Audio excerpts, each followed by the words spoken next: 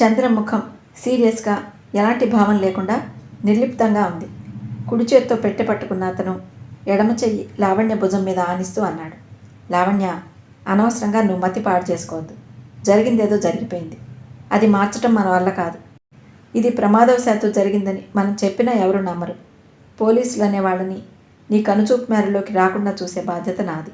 సరేనా? ముందు మనం ఇక్కడి నుంచి ఎంత త్వరగా బయటపడితే అంత మంచిది. చంద్రం చేతిలో ఉన్న పెట్టె చూపిస్తూ అన్నాడు. ఈ పెట్టెలో ఏమున్నాయో తెలుసా? నగలు. అన్నీ ఒక్కటి కూడా మిగల్చకుండా పూర్తిగా తీసేసుకున్నాను. నువ్వు నాతో వచ్చేయి. నా గదిలో స్థిమితంగా కూర్చొని ఆలోచిద్దాం. ఇంట్లో ఎవరో దొంగతనానికి వచ్చి ఆయన్ని చంపేశారనే అపోహ కలిగిద్దాం. పద. మీ ఇంటి ప్రహరీ గోడను ఆనుకుని పెరటి వైపు చిన్న సందుంది కదూ అంటూ లావణ్య రెక్కపట్టుకుని దారి తీశాడు. అదే ఇంకో సమయంలో అయితే, ఎన్నడూ మా ఇంటికి రానివాడివి, నీకు మా పెరటి గోడ వైపు చిన్న సందు ఉందని ఎలా తెలుసు అంటూ ఆశ్చర్యపోయి ఉండేది. కానీ ప్రస్తుతం చావు బ్రతుకుల సమస్య లాంటి ప్రమాదంలో ఉన్న లావణ్యకి ఆ సంగతి గుర్తు రాలేదు. ఇద్దరు పెరటి తలుపు తెరుచుకొని దొడ్లోకి వచ్చారు. దొడ్లో ఆవరణ అంతా సపోటా, మామిడి, పనస మొదలైన చెట్ల నీడ చిక్కగా పరుచుకొని ఉన్నాయి.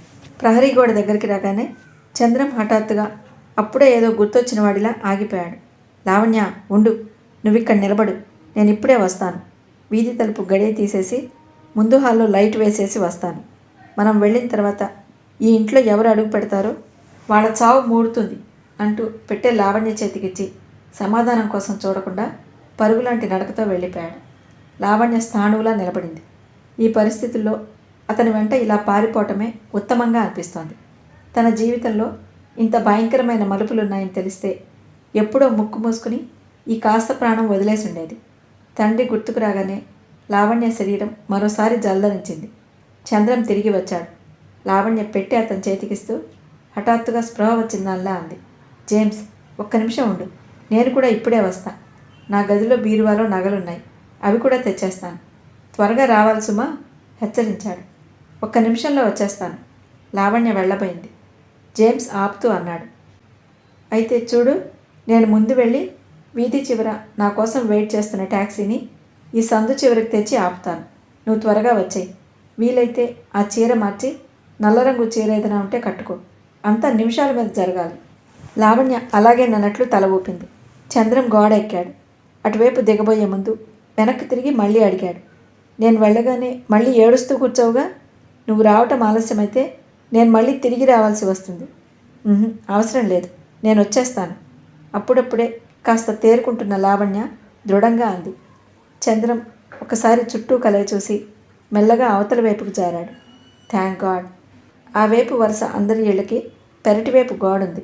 అన్ని ఇళ్లల్లోనూ ఎత్తైన చెట్లున్నాయి. చంద్రం దట్టంగా ఉన్న చెట్ల నీడల్లోంచి జారిపోతూ వెళ్ళిపోతున్నట్టుగా నడవసాగాడు. ఈ శాంతిపురం పూర్వం ఒక పెద్ద తోటగా ఉండేది. దానికి యజమాని అయిన ముస్లిం యువతి పాకిస్తాన్ వెళ్ళి అక్కడ స్థిరపడటానికి నిర్ణయించుకుని ఇక్కడున్న ఇల్లు, తోట అమ్మకానికి పెట్టింది. ఆవిడ లాయర్. తోటని తోటగా అమ్మే కంటే ప్లాట్స్గా విభజించి ఇళ్ల స్థలాలుగా అమ్మితే చాలా లాభం వస్తుందని సలహా ఇచ్చాడు. తోటని ప్లాట్స్గా విభజించారు.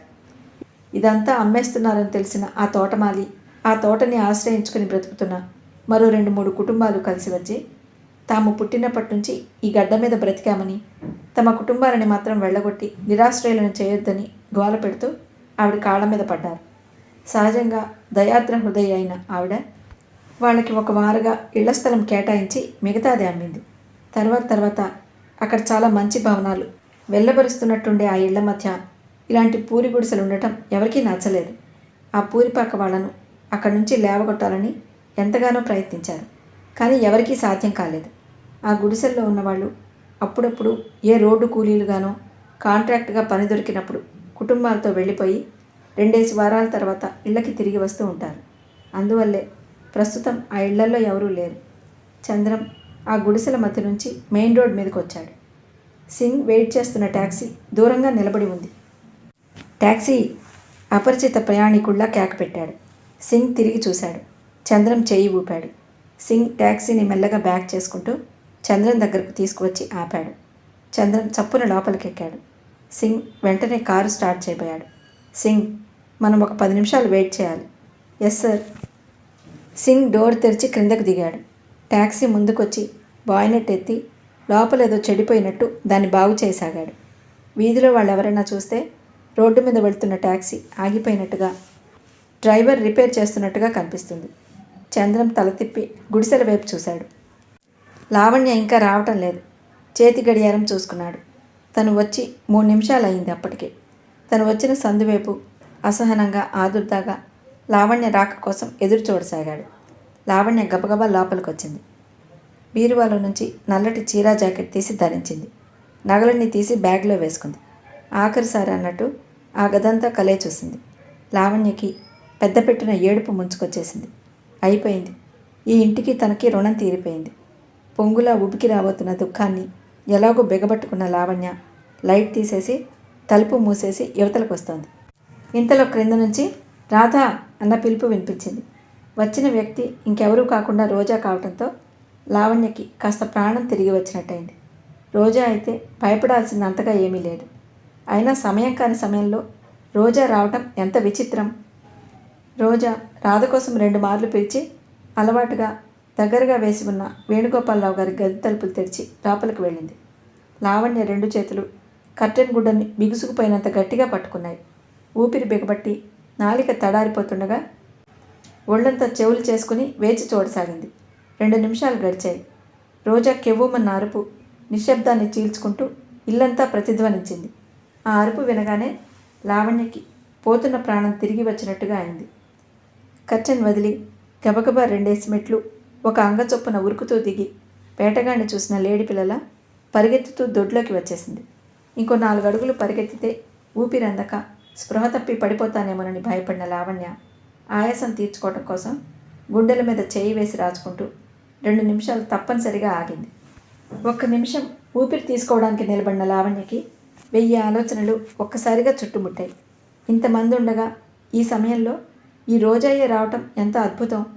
మనం వెళ్ళిన తర్వాత ఈ ఇంట్లో ఎవరు అడుగు పెడతారో వాళ్ళ చావు మూడుతుంది. జేమ్స్ మాటలు లావణ్య చెవుల్లో వెంటనే ప్రతిధ్వనింపసాగాయి. లావణ్య మెదడు చురుగ్గా పనిచేయసాగింది. పట్టు తప్పిపోతున్న నరాలు తిరిగి స్వాధీనంలోకి వచ్చినట్టు అయింది. తనెందుకు పారిపోవాలి? పారిపోతే ఒరిగేదేముంది? ముష్టి ఈ నగలు తనకి ఎన్నాళ్ళు అన్నం పెడతాయి? ఆ తర్వాత తన బ్రతుకేమిటి? అన్ని సుఖాలకి దూరమై ఎక్కడో అజ్ఞాతంగా అనామకంగా చీకటి బ్రతుకు బ్రతకాలి తను. ఆ దౌర్భాగ్యం ఎందుకు పొందాలి? అసలు దీనికి అంతటికీ కారణం రోజా. ఈ రోజా మూలంగానే పరిస్థితులు ఇలా విషమించాయి. తను పారిపోతే ఆస్తి అంతా రాధకి సంక్రమిస్తుంది. రాధకి గార్డియన్గా ఆ పాపిష్టిది మహారాణి భోగాలన్నీ అనుభవిస్తుంది. ఏ తప్పు చేయని తనకి శిక్ష. కుత్సితమైన మనసుతో ఈ ఇంట్లో ప్రవేశించి అందరి గుండెల్లో చిచ్చుపెట్టి అందరి బ్రతుకులు నాశనం చేసిన ఆ దౌర్భాగ్యురాలకి అష్టైశ్వర్యాలా? వీల్లేదు. అలా జరగటానికి వీల్లేదు. తన కంఠంలో ప్రాణం ఉండగా అలా జరగనివ్వదు. భగవంతుడు తనని క్షమించాడు కాబట్టే రోజాని ఈ సమయంలో ఈ ఇంట్లో అడుగుపెట్టేలా చేశాడు. రోజా పాపం పండింది. రోజాకి చావు మూడింది.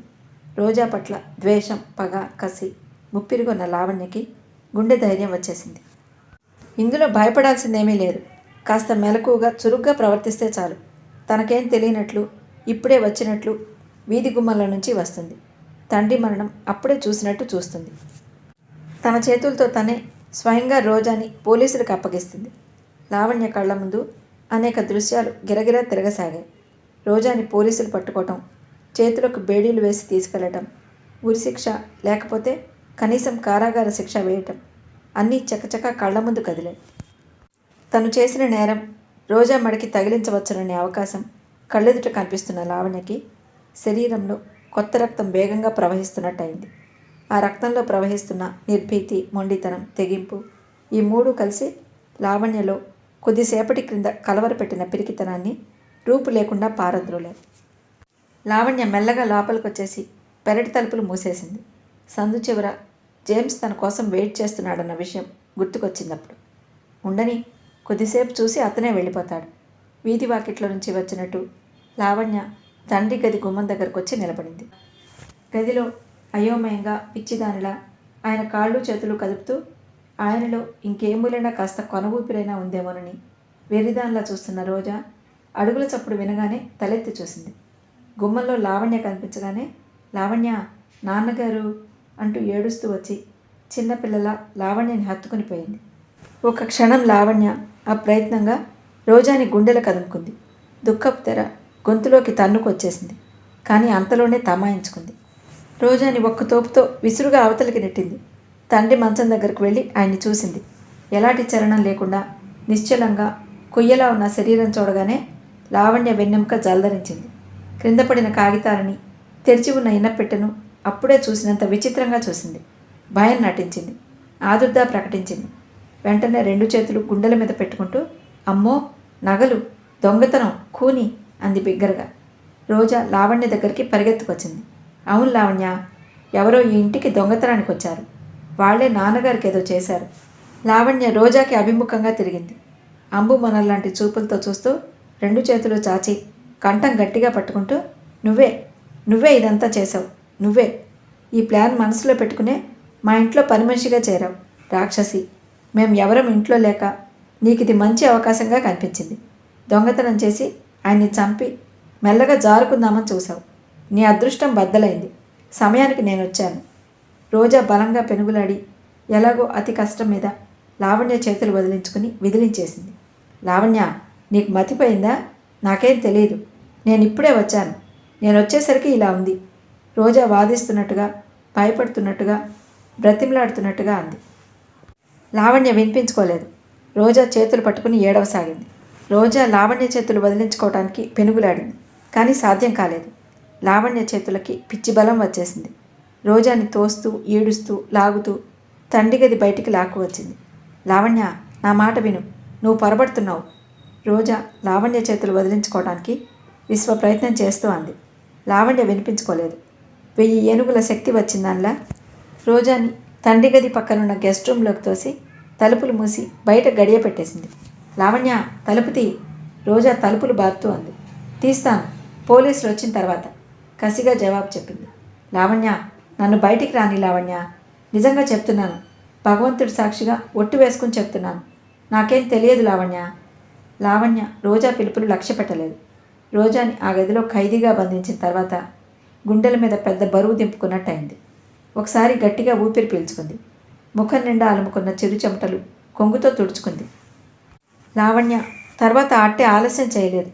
పైకి పరుగెత్తుకు వెళ్ళి బ్యాగ్లో పెట్టుకున్న నగలన్నీ తీసి బీరువాలో యథాస్థానంలో ఉంచేసింది. గబగబా క్రిందికి దిగి వచ్చింది. తండ్రి గదిలోకి వెళ్ళి ఫోన్ తీసి కంపిస్తున్న వేళ్లతో నంబర్ డయల్ చేయసాగింది. హలో, అవతల నుంచి సరస్వతమ్మ గారి కంఠం వినిపించింది. ఆంటీ, ఎవరు? లావణ్య. అవునాంటీ, ఏడుపు గొంతులోకి తెచ్చుకుంటూ అంది. ఏమిటమ్మా, నాన్నగారు వస్తారన్నారు, రానే లేదే? అవునంటీ, మీ దగ్గరికి వస్తానని బయలుదేరి మానేశారు. ఇంట్లోనే ఉండిపోయారు. నేను పార్కుకి వెళ్ళాను ఆంటీ. నేను తిరిగి వచ్చేసరికి లావణ్య ఒక్కసారి బావురుమంది. లావణ్య, ఏమిటది? ఏమైంది? కంగారుగా అడిగింది ఆవిడ. ఆంటీ, నాన్నగారు. లావణ్య ఏడుస్తూ మాటల్ని మళ్ళీ మింగేసింది. నాన్నగారు? ఏమిటమ్మా, ఏమైంది? నిన్నేమైనా అన్నారా? గుండెల్లో మళ్ళీ నొప్పి వచ్చింది ఆయనకి? లేదాంటీ, ఆయన పోయారు. ఏమిటి? అయ్యో రామా, ఒక్క నిమిషం, మీ బాబాయిని పిలుస్తాను అని ఆవిడ. ఇదిగో ఏమండి, కొంప మునిగింది, చప్పునిలా రండి అంటూ అరవటం వినిపించింది. లావణ్య బయట కొంగు తీసి అందులోకి గట్టిగా చీదింది. ఆయన వచ్చారు. రిసీవర్ తీసుకుని, ఏమిటమ్మా లావణ్య, నిజమా అన్నాడు గాబరాగా. అవును అంకుల్, నేను పార్కు నుంచి వచ్చేసరికి ఇంట్లో రోజా ఒక్కతే ఉంది. రాధా, డ్రైవర్ ఎవరూ లేరు. ఇనప్పట్టి తెరిచుంది. నగలు, డబ్బులు ఏమీ లేవు. నాన్నగారు మంచం మీద ప్రాణం లేకుండా పడున్నారు. ఏమిటేమిటి? లావణ్య వెక్కుతూ అంది. అంకుల్, ఇదంతా నాకేదో పీడకలలా ఉంది. మీరు ఆంటీ ఇద్దరు త్వరగా రండి. నాకు చాలా గాబరాగా ఉంది. భయంతో ప్రాణం పోయేట్టుగా ఉంది. ఇప్పుడే 10 నిమిషాల్లో వస్తాను. ఆయన ఫోన్ పెట్టేయకముందు మళ్ళీ అడిగారు. లావణ్య, ఇంకెవరికైనా ఫోన్ చేశావా? లేదు, మొదట మీకే చేశాను. మొట్టమొదట నాకు మీరే గుర్తుకొచ్చారు. సరేలే, మంచి పని చేశావు. ఇప్పుడే వస్తాం. మేము వచ్చే వరకు నువ్వు అక్కడ ఏ వస్తువులు ముట్టుకోకు. అలాగే అంకుల్, ఎంతో నమ్రతగా చెప్పింది లావణ్య. లావణ్య గదిలో నుంచి బయటకు వచ్చింది. రోజాని బంధించిన గదిలో నుంచి ఎలాంటి శబ్దమూ లేదు. సరస్వతమ్మ గారు ఆయన రాగానే ఏ విధంగా చెప్పాలి? లావణ్య పాఠం వల్లించుకోసాగింది. ఒకటికి 10 సార్లు మననం చేసుకుంది. 15 నిమిషాలు 15 యుగాల్లా గడిచిపోయాయి. లావణ్య వీధి తలుపులు తీసి పైకి బెడ్రూమ్లోకి పరిగెత్తి అక్కడ చీకటిలో నిలబడి సరస్వతమ్మ గారి కారు కోసం ఎదురు చూడసాగింది. 2 కార్లు ఇంకెవరివో ఇంటి ముందు నుంచి దాటిపోయాయి. లావణ్యకి ఈ సస్పెన్స్ భరించలేనట్లుగా భయంకరంగా ఆ ఎదురు చూడటం నరాలు కోస్తున్నంత యాతనగా ఉంది. ఒక కారు వచ్చింది. లావణ్య ఆశగా చూసింది. అది ఇంటి ముందుకు రాగానే స్లో అయి మలుపు తిరిగి గేట్ లోపలికి వచ్చేసింది. లావణ్యకు ప్రాణం లేచొచ్చింది. మెరుపులా క్రిందకి పరిగెత్తుకు వచ్చి తలుపు తెరిచింది. అప్పటికే భార్యాభర్తలిద్దరూ లోపలికి వస్తున్నారు. ఇద్దరి ముఖాలు ఆదుర్ద ఆందోళనలకి ప్రతిరూపాల్లా ఉన్నాయి. సరస్వతమ్మ గారిని చూడగానే లావణ్య ఆంటీ అంటూ వెళ్ళి ఆమెని కరుచుకుపోయింది. మరు క్షణంలో అంతకుముందే ఆలోచించుకున్నట్టుగా స్పృహ తప్పిపోయిందల్లా చేతులు వేళ్లాడేసి ఒరిగిపోయింది. అయ్యో అయ్యో మూర్చిపోయినట్టుందండి అంది ఆవిడ కంగారుగా. వేళ్లాడిపోతున్న లావణ్యని ఆయన క్రింద పడకుండా పట్టుకున్నారు. ఇద్దరూ లావణ్యని తోడుపట్టి లోపలికి తీసుకువచ్చి సోఫాలో పడుకోబెట్టారు. సరస్వతమ్మ గారు లావణ్య తలని ఒళ్ళో పెట్టుకున్నారు. మాధవరావు గారు వేణుగోపాలరావు గారి గదిలోకి వెళ్ళి చూసి వచ్చారు. నిజమేనా అడిగింది ఆవిడ. నిజమేనన్నట్టు తలూపారాయన. ఆయన ముఖం రక్తవిహీనమైంది. కళ్ళల్లో నీళ్లు కూడుకుంటున్నాయి. వేణుగోపాలరావు గారు ఆయనకి చిరకాల మిత్రుడు. అయ్యయ్యో ఏమిటండి ఈ ఘోరం, ఇంత దారుణం ఎక్కడా వినలేదే సరస్వతమ్మ గారు చేత్తో గుండెల మీద తట్టుకుంటూ అంది.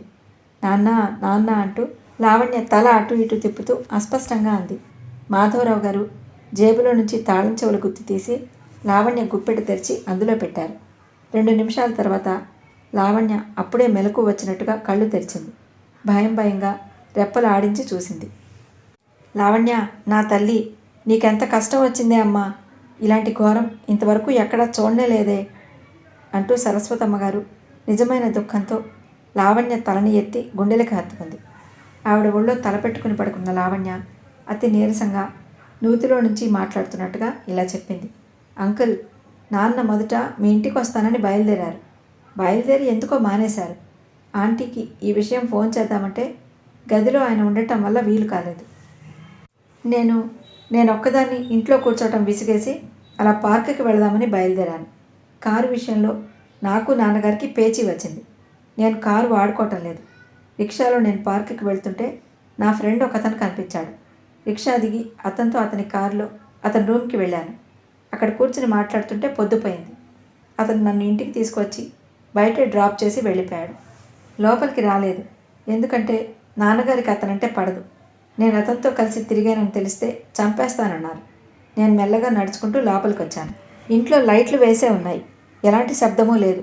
వీధి తలుపు తోసి చూస్తే వేసే ఉంది. నాకు అర్థం కాలేదు. నేను పెరటి వైపు వచ్చాను. తలుపు తీసే ఉంది. నాకెందుకో భయంగా అనుమానంగా తోచింది. మెల్లగా లోపలికి వచ్చాను. రోజా నాన్నగారి గదిలో నుంచి యువతలకు వచ్చింది. మనిషి కంగారుగా పరిగెత్తడానికి సిద్ధంగా ఉన్నట్టుగా ఉంది. నేను పేరు పెట్టి పిలిచాను. నన్ను చూడగానే గాబరా పడిపోయింది. తలుపులన్నీ ఎందుకు ఇలా మూసేస్తున్నాయని అడిగితే జవాబు చెప్పకుండా తత్తరబిత్తరమంది. రోజా వాలకం చూడగానే నాకు బాగా అనుమానం వేసింది. మళ్ళీ మేమెవరమూ ఇంట్లో లేకుండా చూసి ఏదైనా ఎత్తుకుపోతుందేమోని అనుకున్నానే కానీ మరీ ఇంత దారుణం జరిగిందని అనుకోలేదు. లావణ్య 2 చేతులు ముఖం మీద ఆనించుకుని ఏడవసాగింది. లావణ్యకు ఎదురుగా సోఫాలో కూర్చుని ఉన్న మాధవరావు గారు లావణ్య చెప్పిన ప్రతి మాట అత్యంత శ్రద్ధగా ఒక్క అక్షరం పొల్లుపోకుండా వింటున్నారు. తర్వాత ఏమైంది అన్నారు ఆదుర్దాగా. తర్వాత నేను రోజా చేయి పట్టుకున్నాను. ఎందుకు ఇలా దొంగలా నక్కి నక్కి వెళ్తున్నామని నిలదీశాను. రోజా సమాధానం చెప్పలేదు. నా చేతిలో చెయ్యి విడిపించుకోవాలని పెనుగులాడింది. నేను చెయ్యి వదలకుండా నాన్నగారి దగ్గరకు ఈడ్చుకు వచ్చాను. ఆయన అడిగి విషయం ఏమిటో తెలుసుకుందామనుకున్నాను. గదిలో అడుగుపెట్టేసరికి నా మతిపోయింది. ఇనప్పెట్టి తెరిచుంది. కాగితాలు క్రింద పడేసున్నాయి. నాన్నగారు మంచం మీద నిద్రపోతున్నారు. ఇక్కడ ఇంత జరిగినా ఆయన ఎలా నిద్రపోతున్నారా అని ఆశ్చర్యపడ్డాను. దగ్గరికి పోయి చూసేసరికి నాకు భయం వేసింది. నా గుండెలు ఆగిపోయాయి. ఈ లోపల రోజా నా చెయ్యి విడిపించుకుని పరిగెత్తింది. నాకేమైందో తెలియదు, కానీ ఆ అమ్మాయి వెంటపడ్డాను. చీర కొంగు అందింది. అది దొరకపుచ్చుకున్నాను. ఇద్దరం అదిగో అక్కడ పెనుగులాడాం. రోజా నా కంఠం పెసకపోయింది. ఎలాగో తప్పించుకున్నాను. నాకు భయంతో పిచ్చి బలం వచ్చేసింది. రోజాని కొట్టి ఆ గదిలోకి తోసి తలుపులు గడియ పెట్టాను. నగలు పోవటం, నాన్నగారు చనిపోవటం, ఇదంతా నాకు ఇంకా పీడకలలా ఉంది అంకుల్. ఇది అబద్ధమని చెప్పండి. నాకు మెలకువ తెప్పించండి. మీకు పుణ్యం ఉంటుంది. బావురుమంది. ఏమిటి? ఇప్పుడు ఆ అమ్మాయి ఆ గదిలో ఉందన్నమాట. సరస్వతమ్మ గారు ఆ గది వైపు చూస్తూ విస్తుపోయినట్టుగా అడిగింది. ఏది? ఎలాంటి శబ్దం లేదే. ఆయన లేచి ఆ గది వైపు వెళ్ళబోయారు. ఏమండి, మీరు ఆగండి. అలా వెళ్ళి తలుపు తెరిచేస్తారా? దాని చేతుల్లో కత్తుందో పిస్టల్ ఉందో. వీళ్ళు అన్నీ దగ్గర పెట్టుకునే వస్తారు. ఆగండి, మీరు తలుపులు తెరవకండి. సరస్వతమ్మ గారు కంగారుగా అరిచింది. ఆయన క్షణంసేపు ఆగి తల ఊపి తిరిగి వచ్చేశాడు. ఇప్పుడేం చేయటం? ఆలస్యం అవుతున్న కొద్దీ ఇది ఎక్కడ ఏం విషమిస్తుందోనని భయపడుతున్న ఆవిడ భర్తని హెచ్చరిస్తున్నట్టుగా అడిగింది. చేసేదేముంది? వెంటనే పోలీసులకి రిపోర్ట్ ఇవ్వటమే. వాళ్ళు రాగానే జరిగిందంతా చెప్పేయాలి. పోలీసుల మాట వినగానే లావణ్య ముఖం పాలిపోయింది. వాళ్ళు వస్తే ప్రశ్నలతో చంపేస్తారు. వాళ్ళ అనుమానాలతో ప్రాణాలు తోడేస్తారు. ఉన్నమతి కూడా పోతుంది. కానీ వద్దనటానికి మళ్ళీ సాహసం చాలలేదు. వాళ్ళకే తన మీద అనుమానం వస్తుందని భయం వేసింది. ఆయన ఫోన్ చేయడానికి వెళ్ళబోతూ ఆగి లావణ్య వైపు తిరిగారు. లావణ్య, ఇప్పుడు నువ్వు చెప్పిందంతా నిజమేనా? మళ్ళీ ఇందులో ఏ కాస్తైనా అసత్యం ఉందని రుజువైతే ఇది మన అందరి మెళ్ళకి చుట్టుకుంటుంది. లేదు అంకుల్, అంతా నిజమే చెప్పాను, హీనస్వరంతో అంది లావణ్య. మాధవరావు గారు ఫోన్ చేయడానికి గదిలోకి వెళ్తుండగా వెనక నుంచి అంకుల్ అంటూ నీరసంగా పిలిచింది. ఏమిటి? ఆయన వెనక్కు తిరిగారు. ఇలా రండి. ఆయన దగ్గరగా వచ్చాడు. ఆయన వైపు దీనంగా చూస్తూ బేలగా అంది లావణ్య. అంకుల్, మీరు నా తండ్రి లాంటి వారు. ఈ సమయంలో అబద్ధం చెప్పడం మంచిది కాదు. నేను ఫ్రెండ్ అని చెప్పానే, అతని గురించి బయటికి చెప్పడానికి వీల్లేదు. మేమిద్దరం మళ్ళీ కలుసుకున్నామని తెలిస్తే అతని భార్య చాలా గొడవ చేస్తుంది. నాతో మళ్ళీ మాట్లాడితే చెల్లెల చేత డైవర్స్ ఇప్పిస్తానని ఆవిడ అన్నగారు అప్పుడే అన్నారు. ఆయనంటే అతనికి చాలా భయం. ఒకవేళ మీరెవరైనా అతన్ని రుజువు కోసం అడిగితే నేను అతని దగ్గరకు రాలేదని బుకాయిస్తాడేమో. నా కోసం అనవసరంగా అతను కుటుంబ విచ్ఛిత్తి చేసుకోడు. భగవాన్, నేను వెళ్ళక ఈరోజే అతని దగ్గరకు వెళ్ళాలా? ఎంత దురదృష్టం. లావణ్య సరస్వతమ్మ గారి 2 చేతులు పట్టుకుంది. ఆంటీ, ఇవి చేతులు కావు, కాళ్ళు అనుకోండి. నాకేం తోచడం లేదు. పోలీసులు వస్తే భయంతో ఒకదానికొకటి చెప్తానేమో. వాళ్ళు నన్ను అనుమానించరు కదా. మా నాన్నకి నాకు మధ్య ఉన్న మనస్పర్ధలు ఊరంతా తెలుసు. ఇదంతా నా మూలంగానే జరిగిందని అనుకోరు కదూ. అసలు ఇలా నా మీదుగానే పోతుందని ఆ రాక్షసి ఇలా తెగించిందేమో. ఆంటీ, మీకు పుణ్యం ఉంటుంది. నేను చేయని తప్పు నా మెడకి చుట్టనివ్వకండి. నాకు అమ్మైనా నాన్నైనా మీరే. ఈ గొడవలో నుంచి నన్ను బయటికి లాగే భారం మీదే. లావణ్య ఏడుస్తూ ఆవిడ గుండెలకి ఖర్చుకుపోయింది. లావణ్య చెప్పిన ఈ మాటలు వినగానే భార్యాభర్తలిద్దరూ ముఖాలు చూసుకున్నారు. లావణ్య చెబుతున్న ఈ ఫ్రెండ్ ఎవరో వాళ్ళకి తెలిసిపోయింది. అతను డాక్టర్ కిషోర్ అయి ఉంటాడు. అతనికి లావణ్యకి ఆ మధ్య జరిగిన గొడవ, కిషోర్ భార్య పిల్లల్ని తీసుకుని వచ్చి వేణుగోపాలరావు గారి ముందు చేసిన రాద్ధాంతం వాళ్ళు ఎరుగున్నారు. అయితే ఈ విషయం గురించి ఆలోచించాల్సిందే. ఆయన వచ్చి మళ్ళీ కూర్చుంటూ ఆలోచించారు. అనుభవంతో తల నెరిసిన ఆయనకి ఎందుకో గాని లావణ్య చెప్పిన మాటలు హృదయాన్ని కదిలించలేదు. లావణ్య చెప్పిన ఈ కథంతా సత్యమేనన్న నమ్మకం ఏర్పడటం లేదు. ఇందులో ఎక్కడో ఏదో అబద్ధం అజ్ఞాతంగా ప్రతిధ్వనిస్తోంది. తను చెప్పిన ప్రతి మాట ఎదుటివాళ్ల హృదయాల్లో ఎలాంటి భావం రేకెత్తిస్తుందో లావణ్య చురుగ్గా గమనించటం ఆయన దృష్టిని దాటిపోలేదు. ఏదో ఒకటి అమ్మాయి ఆపదలో పడకుండా చప్పున ఆలోచించండి అంది సరస్వతమ్మగారు. తన భార్యకి లావణ్య పట్ల ఉన్న మమకారం ఆయన ఎరగంది కాదు. ప్రస్తుతానికి లావణ్య తరపున నిలబడటానికి ఆయన నిర్ణయించుకున్నాడు. మోకాళ్ల మీద మోచేతులు ఆనించి అరచేతుల్లో గడ్డం పెట్టుకుని కొద్దిసేపు సుదీర్ఘంగా ఆలోచించిన ఆయన చివరికి ఇలా అన్నారు. చూడు, నువ్వెక్కడికి వెళ్ళలేదు, ఏ ఫ్రెండ్ని కలవలేదు. ఇంట్లో ఏం తోచకపోతే సరాసరి మా ఇంటికి వచ్చావు. మేము నిన్ను దింపడానికి ఇంటికి వచ్చాం. వీధి తలుపు మూసి ఉంది. లోపల లైట్లు వెలుగుతున్నాయి. పిలిస్తే ఎవరూ పలకలేదు. దొడ్డివైపు నుంచి మనం ముగ్గురం వచ్చాం. దొంగలా పారిపోతున్న రోజాని మనం ముగ్గురం కలిసి పట్టుకున్నాం. సరేనా? మిమ్మల్ని ఎప్పుడు అడిగినా ఇదే మాట చెప్పాలి, తెలిసిందా? భార్యని కూడా ఉద్దేశించి చూస్తూ అన్నారు ఆయన. ఇద్దరూ అలాగే అన్నట్టు తలూపారు. ఆయన మళ్ళీ లేచారు. ఎవరికి చేస్తారు ముందు ఫోన్? సరస్వతమ్మగారు అడిగింది. ఇంకెవరికి? మన నారాయణకే. వాడైతే నయం. ఇదంతా ఏదో తికమగ్గా ఉంది అన్నారు ఆయన. నారాయణ సరస్వతమ్మగారి చెల్లెలి కొడుకు. డిఎస్పీగా చేస్తున్నాడు. ఈ మధ్యనే ట్రాన్స్ఫర్ అయి ఇక్కడికి వచ్చాడు. మాధవరావు గారు వెళ్ళగానే లావణ్య సరస్వతమ్మగారి గుండెల్లో ముఖం దాచుకుంటూ అంది. ఆంటీ, నాకున్నదంతా మీరు తీసేసుకోండి. నన్ను మాత్రం వదలద్దు. నాకు ఈ ప్రపంచంలో మీరు తప్ప ఇంకెవరూ లేరు. పిచ్చిదానా, నువ్వు అనవసరంగా కంగారు పడకు. నేననేదాన్ని ఈ ప్రపంచంలో బ్రతికుండగా నీ మీద ఈగ కూడా వాలదు. వాలనివ్వను నేను, సరేనా?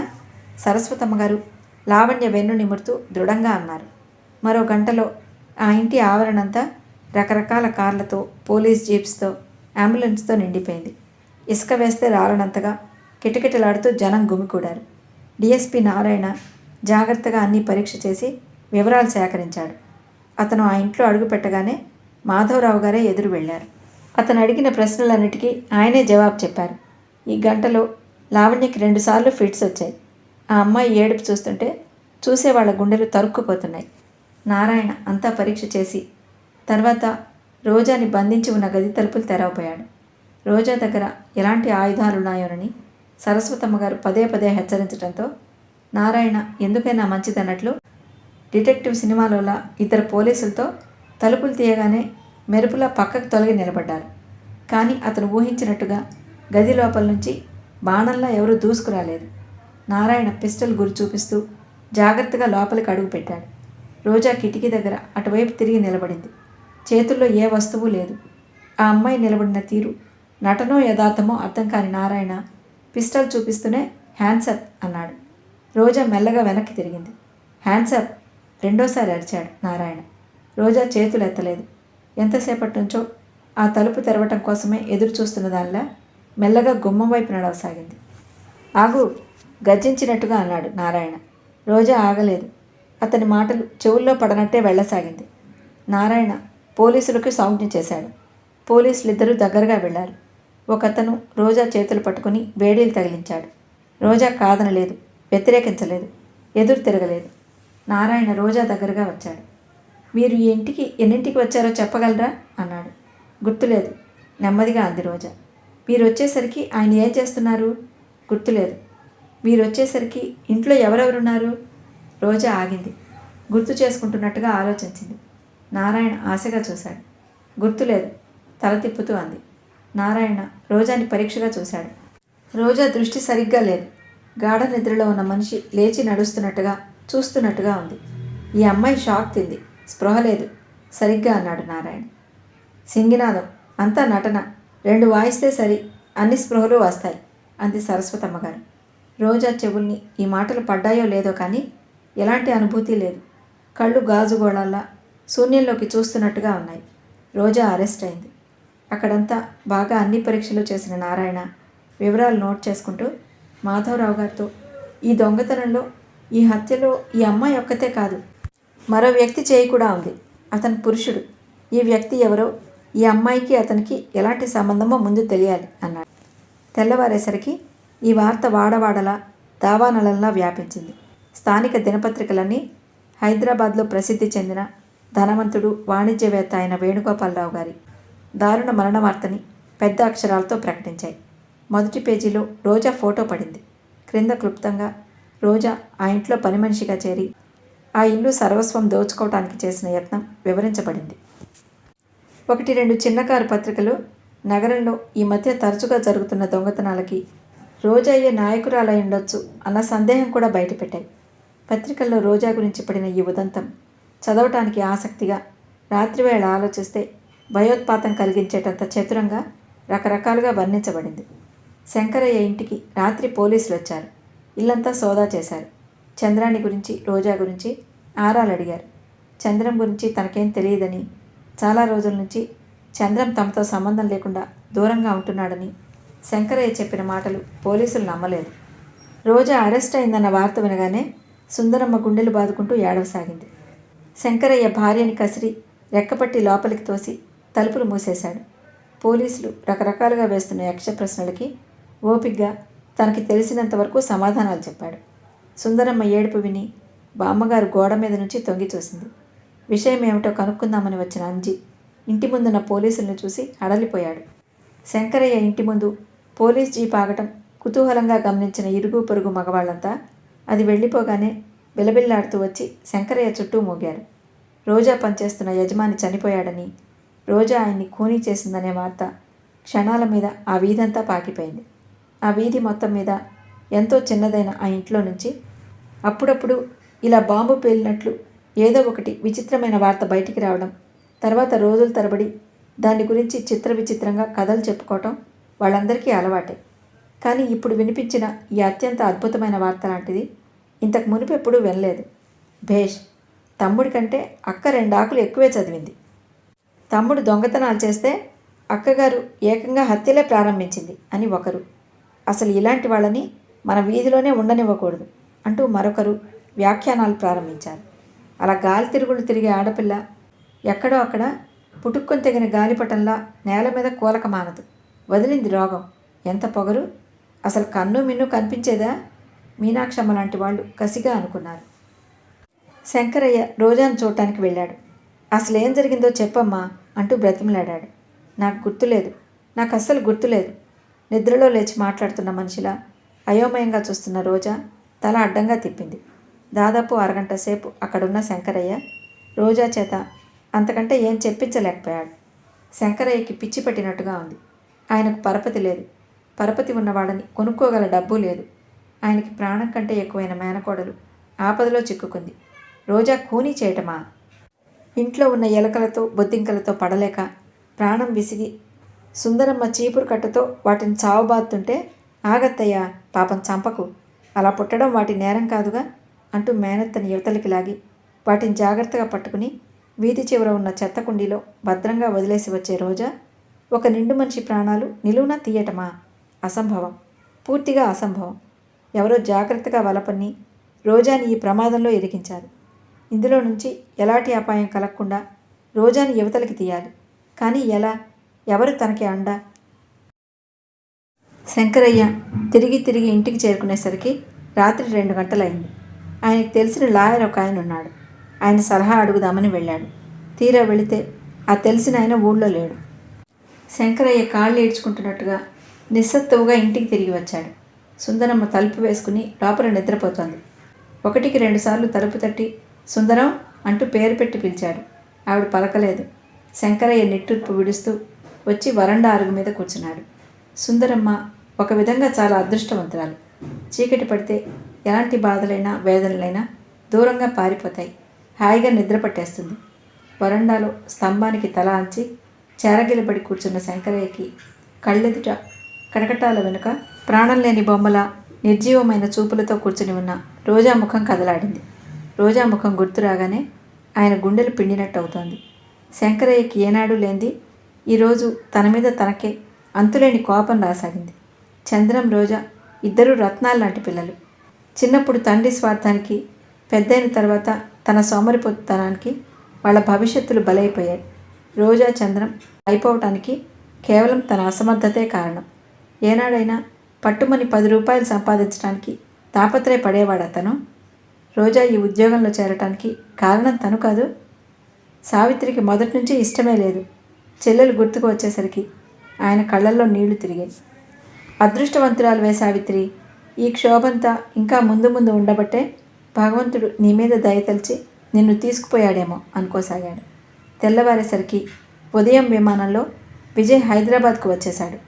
రాత్రి గోపాలం ట్రంక్ కాల్ చేసి వేణుగోపాలరావు గారిని ఖూనీ చేశారని, రోజా అరెస్ట్ అయిందని చెప్తుంటే అతని గుండె ఆగినంత పనైంది. బొంబాయి వచ్చినప్పటి నుంచి హైదరాబాద్ వీలైనంత తొందరలో తిరిగి వెళ్ళిపోవాలని త్వరపడుతున్న అతను ఒక క్షణం కూడా విశ్రాంతి తీసుకోకుండా వచ్చిన పని చూస్తూనే ఉన్నాడు. పని దాదాపు పూర్తి కావచ్చింది. రేపు సాయంత్రం కానీ ఎల్లుండి ఉదయం కానీ బయలుదేరదామనే అనుకుంటున్నాడు. ఈరోజు సాయంత్రం అంత పనిలోనూ కాస్త వీలు చిక్కించుకుని బజార్కి వెళ్ళాడు. అతను ఏ ఊరు వెళ్ళినా అక్కడి నుంచి రాధకి, లావణ్యకి ఏదో ఒక బహుమతులు తెస్తూ ఉండటం అలవాటు. ఈసారి కూడా వాటి కోసం వెళ్ళాడు. రాధకి కీ ఇస్తే డ్యాన్స్ చేసే పిల్లి బొమ్మ ఒకటి కొన్నాడు. లావణ్యకి మంచి డిజైన్స్తో బాంబే డైయింగ్ చీరలు 2, వాటికి మ్యాచ్ అయ్యే బ్లౌజ్ పీసెస్ తీసుకున్నాడు. వేణుగోపాలరావు గారికి హౌ టు లివ్ పీస్ఫుల్లీ అనే పుస్తకం కొన్నాడు. వీటితో పాటు రోజాకి కూడా ఏదైనా తీసుకోవాలని అతనికి ఎంతగానో అనిపించింది. కానీ ఏది కొనాలో తెలియలేదు. ఏది ఎన్నిక చేయబోయినా అది బాగా లేనట్టు, ఏదో లోపంగా ఉన్నట్టు, కంటికి ఇంపుగా లేనట్టు కనిపించేది. చివరికి వెతికి వెతికి నిర్మల్ పెయింటింగ్లో కృష్ణుడి కోసం ఎదురుచూస్తున్న రాధ చిత్రాన్ని కొన్నాడు.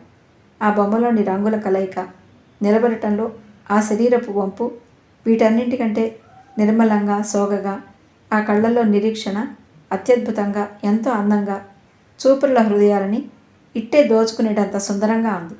విజయ్కి ఆ పెయింటింగ్ చాలా నచ్చింది. రోజాకి కూడా నచ్చవచ్చుననే నమ్మకం కలిగింది. విజయ్ వచ్చినప్పటి నుంచి ఊపిరాడని పనులతో సతమతమవుతూ ఉండటంతో ఫ్రెండ్స్తో సరదాగా కాలం గడిపే అవకాశమే దొరకలేదు. విజయ్ మర్నాడు వెళ్ళిపోతున్నాడని తెలిసిన వాళ్ళు ఆ రాత్రి తాజ్లో గ్రాండ్గా డిన్నర్ ఏర్పాటు చేశారు. విజయ్ డిన్నర్కు బయలుదేరబోతుండగా ఫోన్ మోగింది. హైదరాబాద్ నుంచి ట్రంక్ అని చెప్పింది ఆపరేటర్. విజయ్ కనుబొమ్మలు కొద్దిగా ముడిపడ్డాయి. ఈ సమయంలో ట్రంక్ అంటే ఏదో అర్జెంట్ పనే అయి ఉండాలి. అతనికి వెంటనే వేణుగోపాలరావు గారు గుర్తుకు వచ్చారు. ఆయన ఆరోగ్యం ఎలా ఉందో అనే శంక కలిగింది. ఫోన్లో గోపాలం వేణుగోపాలరావు గారు పోయారని, అది హత్య అని, రోజాని అరెస్ట్ చేశారని చెప్తుంటే అతనికి గుండె ఆగినంత పని అయింది. గోపాలం చెప్పలేక జరిగిందంతా క్లుప్తంగా చెప్పాడు. విజయ్ కళ్ళ ముందు చీకట్లు కమ్మినట్టయింది. వేణుగోపాలరావు గారు పోవటమా? రోజా ఆయన్ని కూనీ చేయటమా? అతనికి అసలు ఆ మాటల అర్థం గ్రహించే శక్తినే కోల్పోయినట్టుగా ఉంది. విజయ్ డిన్నర్కు వెళ్ళలేదు. అతనికి అప్పటికప్పుడు హైదరాబాద్ వెళ్ళాలనిపించింది. కానీ మర్నాడు ఉదయం ఒక్క ప్లేన్ మినహా అతనికి అక్కడి నుంచి తక్షణం బయలుదేరి వెళ్లే ప్రయాణ సాధనం ఏదీ కనిపించలేదు. ఆ రాత్రంతా తెల్లవార్లు గదిలో బోన్లో సింహంలా అటు ఇటు తిరుగుతూ కంటి మీద కునుకనేది లేకుండా కాలం గడిపాడు. అతనికి బుద్ధి తెలిసిన తర్వాత టైం ఇంత నెమ్మదిగా గడవటం ఎప్పుడూ చూడలేదు. 100 సార్లు వాచే చూసుకున్నాడు. దాదాపు కాలం స్తంభించిపోయినట్లే అనిపించింది. హైదరాబాద్ ఎయిర్పోర్ట్లో అతను అడుగు పెట్టగానే గోపాలం ఎదురొచ్చాడు. జరిగిన సంగతంతా మరోసారి క్లుప్తంగా విజయ్కి వివరించాడు. ఎయిర్పోర్ట్ బుక్ స్టాల్లో ఉన్న అన్ని పేపర్లలోనూ మొదటి పేజీలో రోజా ఫోటో ఉంది. విజయ్ పేపర్ తీసుకుని చూశాడు. రోజా ఫోటోను చూసి దాని క్రింద ఉన్న కథ చదువుతుంటే అతని గుండె నీళ్లు కారిపోసాగింది. డిఎస్పి నారాయణ కూడా ఇంచుమించు గోపాలం చెప్పిన విషయమే చెప్పాడు. డ్రైవర్ చెప్పిన సాక్ష్యాన్ని బట్టి రోజా ఆ ఇంటికి రానని తిరస్కరించింది. తిరస్కరించిన మనిషి మళ్ళీ ఎందుకు వచ్చినట్టు? ఏది ఏమైనా ఈ కేసులో ఒక్కతి కాదు, వెనక అండగా ఇంకెవరో ఉన్నారు. ఆ వ్యక్తి పురుషుడు, మామూలు మగవాడు కూడా కాదు. ఇనపెట్టెలు బద్దలు కొట్టడంలో ఆరితేరిన చతురుడు. అక్కడక్కడ దొరికిన వేళ్ల గుర్తుల్ని పరీక్షకి పంపారు. ఆ రిపోర్ట్ కోసం చూస్తున్నారు. ఆ వేలిముద్రల రిపోర్టు మీద రోజాకి ఈ ఖూనీలో భాగం ఉందా లేదా అన్న విషయం కొంతైనా బోధపడుతుంది. విజయ్ నిట్టూర్పు విడిచాడు. అతనికి అంతా అయోమయంగా ఉంది. రోజా హత్య చేసి ఉండదు అనే దృఢమైన నమ్మకం అతని మనసులో బలంగా ఉంది. కానీ సాక్ష్యం అంతా రోజాకి వ్యతిరేకంగా కనిపిస్తోంది. వెళ్ళటానికి లేస్తూ, ఇంతకీ శవం ఎక్కడా? పోస్ట్ మార్టంకి పంపారా అని అడిగాడు. శవమా? ఏ శవం? టేబుల్ మీద తన ముందున్న ముఖ్యమైన అర్జెంట్ కాగితాలని పరిశీలిస్తున్న నారాయణ నుదురు చిట్లిస్తూ అడిగాడు. ఏ శవం? ఆయిందే. ఎవరు? వేణుగోపాలరావు గారి సంగతా నువ్వు అడిగేది? ఆయన పోలేదు, గట్టిపిండాం. పోయాడనే అనుకున్నాం, కానీ ఊపిరి తిరిగి వచ్చింది. డాక్టర్లు దాన్ని గట్టిగా పట్టుకున్నారు. మా అందరికీ సంజాయిషి చెప్పమని నోటీసులు అందాయి. విజయ్ నోరు తెరిచినట్టు చూశాడు. అతని ముఖంలోకి ఒక్కసారిగా రక్తం పొంగి వచ్చింది. Is it? మరి ఈ పేపర్లు? సంభ్రమాశ్చర్యాలతో గుండెలు కంపిస్తున్న అతను ఆ తర్వాత మాట రానట్టు ఆగిపోయాడు. ఏం చేస్తాం? ఇందులో ఆ పేపర్ల వాళ్ళ తప్పేం లేదు. మేమిచ్చిన స్టేట్మెంట్ అది. రేపు సవరణ వస్తుంది మళ్ళీ. నేను హాస్పిటల్కి వెళ్తున్నాను. నువ్వు వస్తావా నాతో అన్నాడు కూడా లేస్తూ. వస్తావానా? అర్జెంటుగా ముందు అక్కడికే వెళ్ళాలి నేను. విజయ్ దారి తీశాడు. వేణుగోపాలరావు గారు బ్రతికారు, పోలేదు. అతనికి ఈ వార్త విన్నప్పుడు అనిపించినంత అద్భుతంగా ఇంతవరకు ఏదీ ఎప్పుడూ అనిపించలేదు. ఇక ముందు అనిపించదేమో కూడా. విజయ్ కళ్ళల్లో గిరున నీళ్లు తిరిగాయి. ఈ ప్రపంచంలో తల్లిదండ్రుల కంటే, స్నేహితుల కంటే, హితుల కంటే, అందరికంటే తనకి ఎక్కువైన వ్యక్తి ఆయన. జీవితం ఎంత విచిత్రం! కొన్ని గంటల్లో ఎంత విషాదం, కొన్ని గంటల్లో మళ్ళీ ఎంత ఆనందం! మానవుణ్ణి బొమ్మలు చేసి ఆడించే ఈ అద్భుతమైన విధికి ఒక్క క్షణం తనకు తెలియకుండానే వినమ్రుడై చేతులు జోడించబుద్దయింది అతనికి. విజయ్ రోజాని బెయిల్ మీద విడిపించి తన ఇంటికి తీసుకువచ్చాడు. లాయర్ యశ్వంతరావు గారిని పిలిచి రోజా తరపున న్యాయవాదిగా ఉండమని కోరాడు. విజయ్, ఆ అమ్మాయిని బెయిల్ మీద విడిపిస్తే విడిపించావు, కానీ నీ ఇంట్లో ఉంచుకోవటం అంత మంచిది కాదేమో. నలుగురు 4 విధాలా అనుకోగల అవకాశం ఉంది అంటూ హెచ్చరించారు ఆయన. ఏం చేస్తాం, తప్పదు మరి. ఈ పరిస్థితుల్లో ఆ అమ్మాయి నా కళ్ళెదుట ఉండటం చాలా అవసరం అన్నాడు విజయ్. యశ్వంతరావు గారు ఈ కేసు విషయంలో విజయ్ చెప్పిన వివరాలన్నీ నోట్ చేసుకున్నాడు. ఆయన వెళ్ళటానికి లేచారు. విజయ్ అతన్ని గేటు వరకు సాగనంపి లోపలికి తిరిగి వచ్చాడు. ఉదయం వచ్చినప్పటి నుంచి 2 కాళ్ళు ఒక్కచోట 5 నిమిషాలు స్థిరంగా నిలబడినంతగా తిరుగుతున్నాడు అతను. రాత్రంతా నిద్రలేదు. దానికి తోడు ఆందోళన, చెప్పలేనంత ఉద్విగ్నత. అతనికి చెప్పలేనంత అలసటగా అనిపించసాగింది. ఇంతవరకు స్నానం కూడా చేయలేదు. వేణుగోపాలరావు గారి మీద జరిగిన ఈ హత్యా ప్రయత్నం వినగానే అందరూ విషయం ఏమిటో కనుక్కోవాలనే ఆదుర్దాతో విజయ్ని కలవటానికి ప్రయత్నిస్తున్నారు. వచ్చిన మనుషులు వచ్చినట్టుగా ఊపిరి ఆడనివ్వకుండా చేస్తున్నారు. ఫోన్ ఎడతెరిపి లేకుండా మోగుతూనే ఉంది. విజయ్కి వాళ్ళందరికీ సమాధానాలు చెప్పలేక ప్రాణం విసిగిపోతోంది. యశ్వంతరావు గారు వెళ్ళిపోగానే వీధి తలుపులు దగ్గరేసి వచ్చి కూర్చున్న విజయ్ సిగరెట్ తీసుకుని వెలిగించుకుని గౌరమ్మ అంటూ కేక పెట్టాడు. వంట ఇంట్లో పని చక్కబెడుతున్న గౌరమ్మ చేతులు తుడుచుకుంటూ వచ్చింది. ఒక్కడుగా కూర్చుని ఉన్న విజయ్ని చూడగానే, స్నానానికి నీళ్లు సిద్ధంగా ఉన్నాయి బాబు, వంట కూడా అయింది, మీదే ఆలస్యం, తొందరగా లేచి రండి, మళ్ళీ ఎవరైనా రాగలరు అంది. అమ్మ ఏం చేస్తోంది? రోజాని ఉద్దేశించి అడిగాడు. ఏం చేయటమో ఏమో బాబు, కాఫీ తాగమనిస్తే తాగలేదు, అక్కడే పెట్టింది, అది చల్లారిపోయింది. స్నానం చేస్తావా అంటే మాట్లాడలేదు. ఏదడిగినా గుడ్లప్పగించి చూస్తుందే తప్ప సమాధానం లేదు. పెద్దయ్య గారి మీద అంత అత్యాచారం చేసిన ఈ అమ్మని మన ఇంటికి తెచ్చారేంటి బాబు అంది అయిష్టంగా చూస్తూ. నీకు తెలియదు గౌరమ్మ, ఆ అమ్మాయి మన ఇంట్లోనే ఉండాలి, ఇంకెక్కడికి పారిపోకుండా తప్పించుకుపోవడానికి వీలు లేకుండా మన ఇంట్లోనే తెచ్చిపెట్టాను అన్నాడు విజయ్ సిగరెట్ మూసి యాస్ట్రేలో దులుపుతూ. అట్టగా బాబు అంది గౌరమ్మ. నువ్వు స్నానానికి నీళ్లు సిద్ధం చేయి, నేను ఇప్పుడే వస్తాను. గౌరమ్మ లోపలికి వెళ్ళింది. విజయ్ కొద్దిసేపు ఏదో ఆలోచిస్తూ అక్కడే కూర్చుండిపోయాడు. తర్వాత సగం కాల్చిన సిగరెట్ యాస్ట్రేలో పడేసి లేచి పైకి వెళ్ళాడు. పైన అతని గదిలో రోజా కుర్చీలో నిటారుగా బొమ్మల చలనం లేకుండా కూర్చుని ఉంది. గది తలుపులు బార్లా తెరిచే ఉన్నాయి. అయినా విజయ్ తను వచ్చిన ఉనికిని తెలియపరుస్తున్నట్లు గుమ్మంలో నిలబడి చేతితో తలుపు మీద తట్టాడు. రోజా మెల్లగా తల తిప్పి చూసింది. May I come in? Roja అతన్ని చూడగానే నెమ్మదిగా కుర్చీలోంచి లేచి నిలబడింది. లోపలికి రావచ్చునా? తెచ్చిపెట్టుకున్న చిరునవ్వుతో మరోసారి అడిగాడు విజయ్. రోజా సమాధానం చెప్పలేదు. విజయ్ లోపలికి వచ్చాడు. రోజా శిక్ష విధించబోతున్న న్యాయ నిర్ణేత ముందు ముద్దాయిలా కళ్ళు క్రిందికి దించుకుని నిలబడింది. విజయ్ రోజా దగ్గరగా వచ్చి నిలబడ్డాడు. రోజా అతని పాదాల మీద దృష్టి బంధించబడిందాల్లా తలదించుకుని నిలబడింది. రోజా అనునయంగా పిలిచాడు విజయ్. రోజా తలెత్తలేదు. అతనేం చెప్పాలనుకుంటున్నాడో, తనని ఏం అడగాలనుకుంటున్నాడో తెలుసుకోవాలనే కుతూహలం ప్రకటించలేదు. నిశ్శబ్దంగా స్థాణువులా నిలబడింది. రోజా, అసలేం జరిగింది? నువ్వు వచ్చేసరికి ఇంట్లో ఎవరెవరున్నారు? ఆయన ఎలా ఉన్నారు? రోజా నెమ్మదిగా తల అడ్డంగా ఊపుతూ నాకేం తెలియదు అంది. గుర్తు చేసుకోవడానికి ప్రయత్నించు. డ్రైవర్ నీకోసం వస్తే నువ్వు రానన్నావు. డ్రైవర్ వెళ్ళిపోయాడు. తర్వాత ఏమైంది? నువ్వు ఆ ఇంటికి వెళ్ళాలని మళ్ళీ ఎందుకు అనుకున్నావు? ఈ వివరాలన్నీ నాకు తెలియటం చాలా ముఖ్యం రోజా. రోజా తలెత్తింది. చూపులు శూన్యంలో ఎక్కడో చిక్కడిపోయినట్టుగా ఉన్నాయి. కళ్ళ ముందు భయంకరమైన దృశ్యాలేవో కనిపిస్తున్నట్టుగా కళ్ళల్లో భయం ప్రతిబింబించింది. విజయ్ రోజా వైపు 1 అడుగు ముందుకు వేశాడు. రోజా చప్పున 2 అడుగులు వెనక్కి వేసింది. విజయ్ ఆగిపోయాడు. ఎంతో మృదువుగా స్నేహపూరితమైన స్వరంతో అన్నాడు. ఇందులో నువ్వు భయపడాల్సిందేమీ లేదు రోజా. నేను నిజంగా చెప్తున్నాను. నాకేం తెలియదు. నాకు తెలుసు మీరెవరూ నమ్మరు.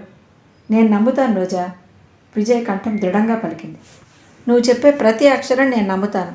నువ్వు నిర్దోషివని నమ్మకంగా తెలుసు కాబట్టే నేను నా దగ్గరకు తెచ్చుకున్నాను. నీకోసం న్యాయంతో పోరాడటానికి సిద్ధంగా ఉన్నాను.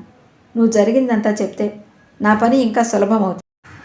ఒకవేళ చెప్పలేనంటే పోనీ, చెప్పకపోయినా పర్వాలేదు.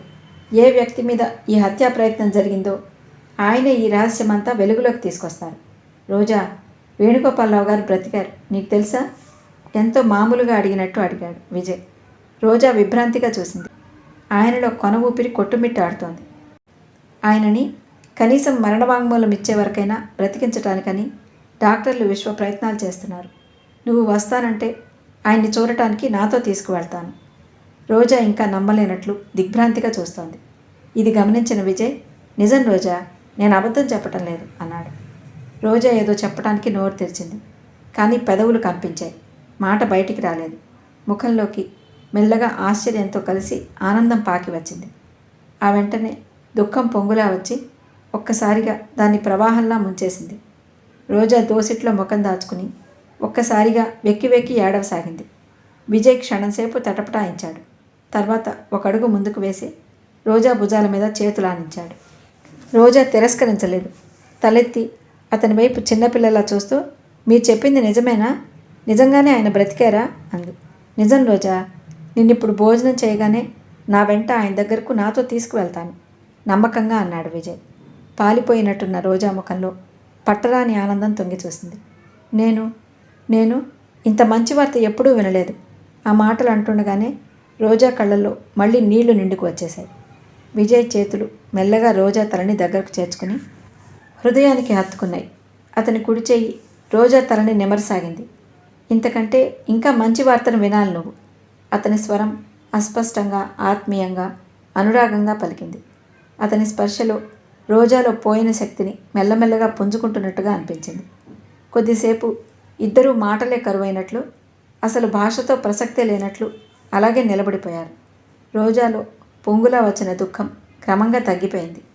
ఇంతలో మెట్ల మీద నుంచి గౌరమ్మ కేక పెట్టింది. బాబూ, మీకోసం ఎవరో వచ్చారు. ఇప్పుడే వస్తున్నా. గౌరమ్మకి సమాధానం చెప్పిన విజయ్ రోజాని మెల్లగా వదిలేస్తూ, నువ్వు త్వరగా స్నానం చేసి భోజనం చేస్తే మనం హాస్పిటల్కి వెళదాం అన్నాడు. రోజా నిలబడటానికి శక్తి లేని దానిలా 2 అడుగులు వేసి మంచం మీద కూలపడింది. రోజా మనసంతా విచిత్రమైన ప్రశాంతం పేరుకోసాగింది. విజయ్ డ్రెస్సింగ్ టేబుల్ దగ్గరకు వచ్చాడు. దువ్వెన తీసుకుని చెరగని తలనే జాగ్రత్తగా మళ్ళీ దువ్వుకున్నాడు. అతనికి రోజాని ఓదార్చినట్టు లేదు, తను ఓదార్పు పొందినట్టుగా ఉంది. ఆ అమ్మాయి స్పర్శతో, ఆ సాన్నిహిత్యంలో తను సేద తీరినట్టుగా ఉంది. రాత్రి నుంచి అతను పడిన అలసట, విసుగు చిత్రంగా మాయమయ్యాయి. విజయ్ క్రిందకు వచ్చాడు. అక్కడ కుర్చీలో ఒదిగినట్టు కూర్చుని ఉన్న శంకరయ్య విజయ్ని చూడగానే లేచి వినయంగా నమస్కరించాడు. కూర్చోండి. ఎవరు మీరు? ఏం కావాలి మీకు? నా పేరు శంకరయ్య. నేను రోజా మేనమామని. అమ్మాయిని మీరు బెయిల్ మీద విడిపించి తీసుకువచ్చారని తెలిసింది. మీరా? కూర్చోండి అన్నాడు విజయ్. శంకరయ్య కూర్చున్నాడు. అడగలేనట్టు అడిగాడు. ఆయన బ్రతికి ఉన్నాడంటున్నారు. నిజమేనా లేక కట్టు కదా? నిజమే. కొన ఊపిరి ఉంది. అది నిలబడుతుందో లేదో చెప్పటం మాత్రం కష్టమే. డాక్టర్లు నిలబెట్టడానికి చేయగలిగిందంతా చేస్తున్నారు. ఏమిటో బాబు, అమ్మాయి ఇలా వీళ్ళ దగ్గర చేరటం మా ఆడవాళ్ళకి ఎవరికీ ఇష్టం లేదు. అనంత్కి తెలిసిన వాళ్ళే చాలా మంచివాళ్ళు అంటే నేనే సరేనన్నాను. ఇది ఇంత ప్రారంధం అవుతుందని, మాకు ఇన్ని చిక్కులు వస్తాయని కల్లో కూడా అనుకోలేదు. మీరు అనంత్కి అన్నగారని తెలిసింది. తమను నేనెప్పుడూ చూడలేదు. అనంత్ని వెంటనే బయలుదేరమ్మని టెలిగ్రామ్ ఇచ్చాను అన్నాడు విజయ్.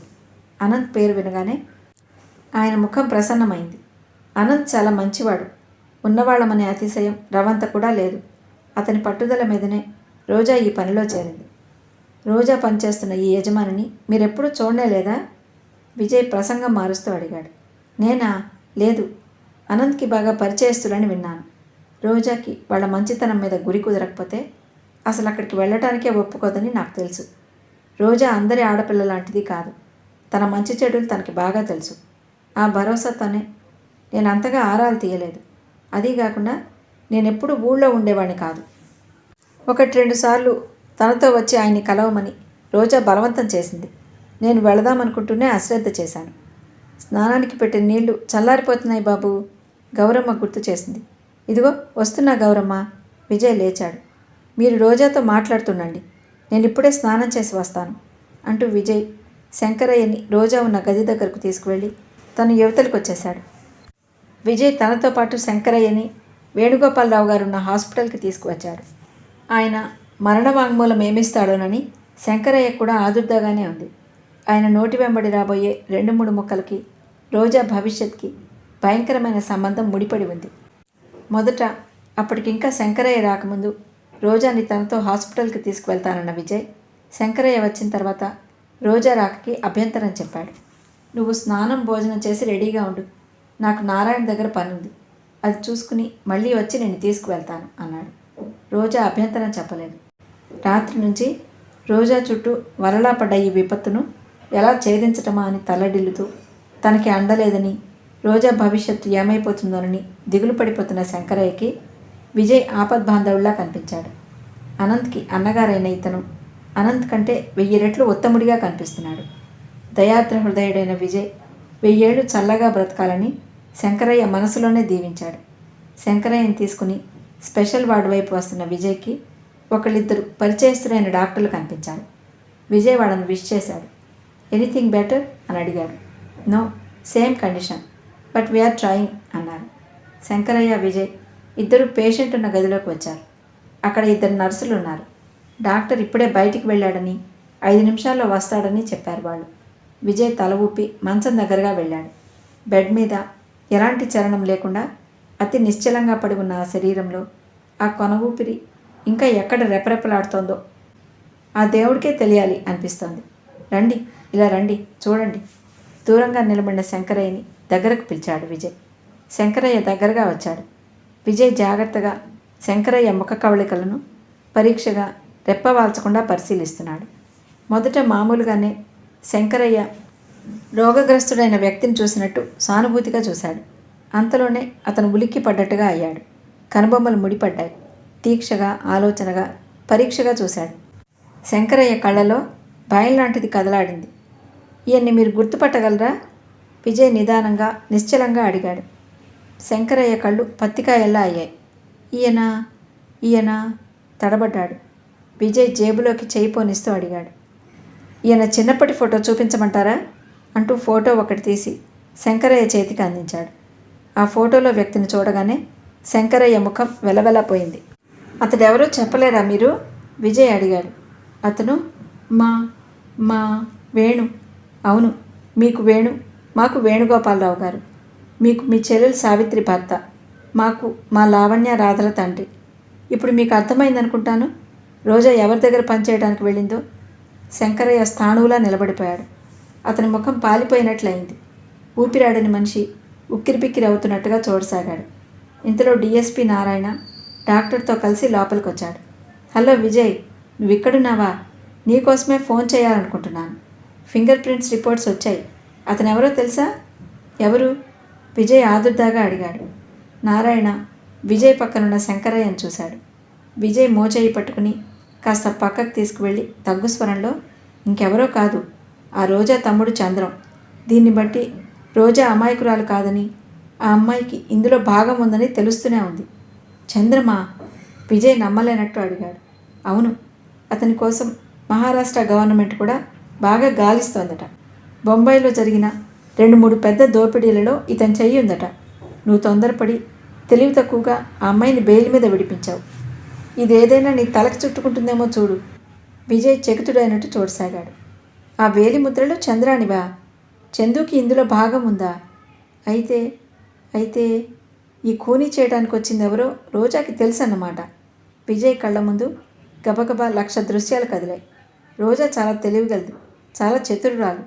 ఇదంతా నటన కాదు కదా. తనని మోసం చేసి గోతిలో పడదోయటానికి చేసిన యత్నం కాదు కదా. రోజాని ఒంటరిగా వదిలేసి వచ్చాడు. అసలు ఇప్పుడు రోజా తన ఇంట్లో ఉందా, పారిపోయిందా? తను హామీ ఇచ్చి బెయిల్ మీద విడిపించాడు. రోజా తన మీద కక్ష సాధించడానికి ఇది ఒక అవకాశంగా వినియోగించుకోదు కదా. ఏమో. నారాయణ, ఇప్పుడే వస్తానుండు, నేను మళ్ళీ నీకు ఫోన్ చేస్తాను. విజయ్ పక్కకు తిరిగాడు. విజయ్ 2 అంగల్లో బయటకు వచ్చాడు. పై అంతస్తు నుంచే దిగటానికి లిఫ్ట్ కోసం ఆగే ఓపిక కూడా లేని వాళ్ళ 2 మెట్లు ఒక అంగ చొప్పున ఉరుకుతూ గబగబా క్రిందకు వచ్చేశాడు. బయట ఆపి ఉంచిన స్కూటర్ మీద కూర్చోవటం, అది స్టార్ట్ అవటం 2 ఒకేసారి జరిగాయి. గాలి దుమారంలా దూసుకుంటూ ఇంటికి వచ్చేసిన విజయ్ పరుగులాంటి నడకతో వచ్చి దగ్గరగా వేసి ఉన్న తలుపుల్ని ఒక్క ఊపుతో తెరిచి లోపలికి వచ్చాడు. గౌరమ్మ అంటూ ఇల్లు ఎదిరిపోయేలా కేక పెట్టాడు. ఏంటి బాబు? గౌరమ్మ హడలిపోతూ పరిగెత్తుకొచ్చింది. అమ్మాయి ఏది? ఎక్కడా? ఏ అమ్మాయి బాబు? కంగారు పడుతూ అడిగింది. రోజా. ఆ అమ్మాయా? పైనుంది. చెప్పగా స్నానం చేసింది. లేచి భోజనానికి రమ్మని ఇప్పుడే పిలుస్తున్నాను. ఏమైంది బాబు? ఏం జరిగింది? విజయ్ గౌరమ్మ మాటలు వినిపించుకోనట్టే హాస్పిటల్ మెట్లు దిగినంత వేగంగా మళ్ళీ మెట్లెక్కి పైకి వెళ్ళాడు. గదిలో రోజా మంచం మీద కూర్చొని తలదువ్వుకుంటూ చిక్కు తీసుకుంటోంది. ఎలాంటి శంక లేకుండా నిశ్చలంగా ఉన్న ముఖంతో పరధ్యాసగా ఆలోచిస్తూ మెల్లగా తలదువ్వుకుంటున్న రోజాను చూడగానే విజయ్ గది గుమ్మంలో క్షణంసేపు ఆగిపోయాడు. గబగబ రావటం వల్ల అతను వేగంగా ఊపిరి పీలుస్తున్నాడు. నుదుటి మీద చిరుచెమటలు అలుముకున్నాయి. అడుగుల చప్పుడు విన్న రోజా తల తిప్పి చూసింది. రోజా! విజయ్ దగ్గరగా వచ్చాడు. రోజాకు అభిముఖంగా వచ్చి నిలబడిన అతను తీక్షణంగా వెంటనే అడిగేశాడు. రోజా, నిజంగా చెప్పు, వేణుగోపాలరావు గారి మీద జరిగిన హత్యా ప్రయత్నంలో నీకేం సంబంధం లేదా? నీకేం తెలియదా? రోజా విచిత్రంగా అతని వైపు అపరిచితుణ్ణి చూసినట్లు చూడసాగింది. కొద్దిసేపటి క్రితం అనురాగంగా, ఆత్మీయంగా, ఆసరా ఇస్తూ మాట్లాడిన వ్యక్తి ఈ మనిషేనా? విజయ్ ఆలస్యం భరించలేకుండా ఉన్నాడు. ఉద్వేగంతో, అర్థం కాని శంకతో అతని గుండెలు బద్దలయ్యేలా ఉన్నాయి. 2 చేతులు చాచి రోజా భుజాలు గుచ్చి గట్టిగా పట్టుకుని పైకి లేవనెత్తాడు. రోజా చేతుల్లో దువ్వెన జారి క్రింద పడింది. విజయ్ ఆవేశంగా రోజా భుజాలు కుదుపుతూ అన్నాడు. నిజం చెప్పు, నువ్వేం చేసినా పర్వాలేదు. ఎలాంటి పరిస్థితులైనా నేను నీకు అండగా ఉంటాను. నీకోసం ఒక్క న్యాయంతోనే కాదు, సర్వ ప్రపంచంతో ఎదురు తిరిగి పోరాడతాను. నువ్వెలాంటి దానివైనా మనసారా స్వీకరిస్తాను. కావాలంటే నిన్ను అగ్నిసాక్షిగా అందరి ముందు మళ్ళీ పెళ్లాడతాను. నా నుంచి నిజం దాచి నన్ను నలుగురిలో వెధవం చేయకు. నిజం చెప్పు, అసలేమైంది? విజయ్ చేతులు రోజా భుజాలు ఘాట్లు పడేటంత గట్టిగా ఒత్తి పట్టుకున్నాయి. విజయ్, నాకేం తెలియదు. హఠాత్తుగా అతను చూపిస్తున్న ఈ ఆవేశానికి బెదిరిపోతున్నట్టుగా, ముడుచుకుపోతున్నట్టుగా అంది రోజా. అబద్ధాలాడకు, ఇంకా నటన మానే. నీకేం తెలియదంటే నేను నమ్మను. ఈ హత్యా ప్రయత్నం జరిగినప్పుడు చంద్రం అక్కడున్నాడు. నీకు తెలియకుండా అతను అక్కడికి రావటం అనేది అసంభవం. చంద్రమా? చందునా? కొత్త విషయం వింటున్నట్టుగా అడిగింది. అవును, దీనిలో అతనికి కూడా భాగం ఉంది. రోజా, నువ్వు నా నుంచి నిజం దాచినట్లయితే నీ తమ్ముడికి బదులు నువ్వు ఉరికమ్మం ఎక్కాల్సి వస్తుంది. నేను ఇంతసేపు నువ్వు అమాయకురాలివే అనుకుంటున్నాను. నువ్వే పాపం ఎరగవని, ఇది ఇంకెవరైనా చేసి నీ మీద తోసి ఉంటారని అపోహపడుతున్నాను. నా నమ్మకం తెగిపోతుంది. చంద్రం వేలిముద్రలు అక్కడున్నాయంటే నా ఆలోచనలే తలక్రిందులవుతున్నాయి. చెప్పు రోజా, నిజం చెప్పు. నీకేం భయం లేదు, నేను నీకున్నాను. చందు అక్కడికి ఎలా వచ్చాడు? ఎందుకు వచ్చాడు? రోజాకి విజయ్ నిలదీస్తున్నట్టు అడుగుతున్న ఈ మాటలేవీ వినిపించడం లేదు. రోజా చెవుల్లో చందు స్వరం 1000 కంఠాలతో ప్రతిధ్వనించింది. వారం 10 రోజుల లోపల వేణుగోపాలరావు గారి ఇల్లు సర్వస్వం దోచుకోబడుతుంది. నువ్వు అక్కడ పని మానే. చంద్రం వేలిముద్రలున్నాయా? అంటే ఇది వాడు చేసిన పనేనా? రోజా విజయ్ వైపు భయంగా చూసింది. నిజం చెప్పు రోజా, అసలేం జరిగింది? ఏమైంది? ఆగ్రహంతో, ఆవేశంతో ఊగిపోతున్న విజయ్ అతి కష్టం మీద సహనం కూడదీసుకుంటూ అడిగాడు. విజయ్ భయభ్రాంతులతో అతని వైపు చూస్తున్న రోజా హీనస్వరంతో మెల్లగా చెప్పింది. నేనే ఈ పని చేశాను. నా ప్రోద్బలం మీదనే వాడు ఈ పనికి ఒప్పుకున్నాడు. వాడిని ఈ పనికి పురిగొల్పిన వ్యక్తి నేనే. వాడు అక్కడున్న మాట నిజమే, కానీ అది వాడి ఉద్దేశం మాత్రం కాదు. వాడికేం తెలియదు. విజయ్, పోలీసులకి నన్ను అప్పగించు. దయించి వాడిని మాత్రం ఏం చేయొద్దు. రోజాకు హఠాత్తుగా ఏడుపు ముంచుకొచ్చింది. విజయ్ రోజాని వదిలేశాడు. పూలదండను చేతిలోకి తీసుకుంటే అది కాలసర్పంగా మారి కరవటానికి సిద్ధమైనట్లుగా ఉంది. ఇంకా నయం, అదృష్టం, అది తనని కాటువేయలేదు. తన మనసులో రోజా పట్ల ముప్పిరిగొన్న అనురాగం, ఆదరం బయటపెట్టలేదు. విజయ్ ముఖంలో ఆగ్రహం, ఆవేశం దిగిపోయాయి. వాటి స్థానంలోనే రాయి కంటే అతి కఠినమైన నిర్దాక్షిణ్యం తెరలా వచ్చి ఆవరించుకుంది. ఒక్క క్షణం మతిపోయిన మనిషిలా చేష్టలు ఉడిగిపోయినట్లు అలాగే నిలబడిపోయాడు. రోజా మంచం మీద కూలబడింది. ఏడుపు బిగబట్టడానికి క్రింది పెదవిని పళ్లతో బిగబట్టి విశ్వ ప్రయత్నం చేయసాగింది. తను ఇక ఏ ముఖం పెట్టుకుని వేణుగోపాలరావు గారిని చూస్తుంది? ఏ ధైర్యంతో ఆయనకి ఎదురుగా వెళ్ళి నిలబడగలుగుతుంది? విజయ్ గిరుక్కున వెనక్కి తిరిగి క్రిందకి దిగి వచ్చేశాడు. సరాసరి ఫోన్ దగ్గరకు వెళ్ళి చంద్రం తనకిచ్చిన నెంబర్ డయల్ చేశాడు. హలో, అవతల నుంచి వినిపించింది. హలో, జేమ్స్ కావాలి. పిలుస్తాను, ఒక్క నిమిషం ఉండండి. విజయ్ ఫోన్ దగ్గర నిలబడ్డాడు. అతని కణతల మీద నరాలు అదురుతున్నాయి. ఎన్నడూ ఎప్పుడూ ఎరగనంత తలనొప్పి వచ్చింది. 5 నిమిషాలు గడిచాయి. ఫోన్ అవతల ఎవరో పెట్టేశారు. విజయ్ మళ్ళీ డయల్ చేశాడు. అవతల ఎవరో తీశారు. జేమ్స్ కావాలి. ఈసారి ఇంగ్లీష్లో అడిగాడు. Sorry, wrong number. ఇక్కడ ఆ పేరు గల వాళ్ళెవరూ లేరు. అవతల టక్కున ఫోన్ పెట్టేసిన శబ్దమైంది. విజయ్ తన డైరీ చూసుకుని మరో నంబర్కి డయల్ చేసి చంద్రం కావాలని అడిగాడు. అక్కడ కూడా అదే సమాధానం. గౌరమ్మ చేత రోజాని పిలిపించి రోజాతో చేయించాడు. రోజాకి కూడా అదే సమాధానం వచ్చింది. చంద్రం అని కానీ జేమ్స్ అని కానీ ఆ పేరు గల వ్యక్తి అసలు ఇక్కడ లేడు. ఇది వాళ్ళ సమాధానం. ఫోన్ మెల్లగా పెట్టేసిన రోజా విజయ్ వైపు తిరిగింది. విజయ్ చూపులు ఆలోచనగా, ప్రశ్నార్థకంగా రోజా ముఖం మీద నిలిచాయి. అతని మనసులో 1000 ప్రశ్నలు, 1,00,000 సందేహాలు సుళ్ళు తిరుగుతున్నాయి. విజయ్ లావణ్యను చూడటానికి మాధవరావు గారి ఇంటికి వచ్చాడు. విజయ్ వచ్చేసరికి ఆయన ఇంట్లో లేరు. సరస్వతమ్మ గారు క్లబ్కి వెళ్ళారు. వేణుగోపాలరావు గారి మీద హత్యా ప్రయత్నం జరగటం, రోజా అరెస్ట్ అవ్వటం, లావణ్య వచ్చి వాళ్ళ ఇంట్లో ఉండటం, ఇదంతా ఆవిడ నోటికి కావాల్సినంత పని. విజయ్ మాధవరావు గారింటికి అపరిచితుడేం కాదు. లావణ్య గదిలో మంచం మీద నిద్రా స్పృహ లేని స్థితిలో ఉంది. తండ్రి ప్రాణం పోలేదు. కొనవూపిడితో తిరిగి వచ్చిందనే వార్త మాధవరావు గారు వచ్చి ఆదుర్దాగా, ఆనందంగా వినిపిస్తుంటే లావణ్యకి ఈసారి నిజంగా స్పృహ తప్పింది. లావణ్య గుండెల్లో భయం, అర్థం కాని ఆందోళన. మాధవరావు దంపతులు ఆనందంగా ఆ విషయం గురించి ముచ్చటించుకుంటూ ఆయన బ్రతికినందుకు భగవంతుడికి కృతజ్ఞతలు అర్పించారు. లావణ్యలో శక్తి అంతా ఊదేసినట్టు ఆరిపోయింది. కాళ్ళు చేతులు చచ్చుబడినట్టయింది. సరస్వతమ్మ గారు క్లబ్కి వెళ్ళగానే ఎన్నడూ దేవుణ్ణి తలుచుకొని లావణ్య 2 చేతులు జోడించి, భగవాన్, నన్ను ఈ ఆపద నుండి కాపాడు. నీకు నిలువు దోపిడీ ఇస్తాను. నీ కొండకి కాలిదరిన మెట్లెక్కి వస్తాను అంటూ ప్రార్థించుకోసాగింది. తండ్రిలో తిరిగి వచ్చిన ఆ కొన ఊపిరి నిలబడకూడదని, ఆయన బ్రతకకూడదని మనసారా కోరుకోసాగింది. లావణ్య కళ్ళ ముందు ఉగ్ర నరసింహమూర్తిలా తండ్రి ముఖం రకరకాలుగా కనిపించసాగింది.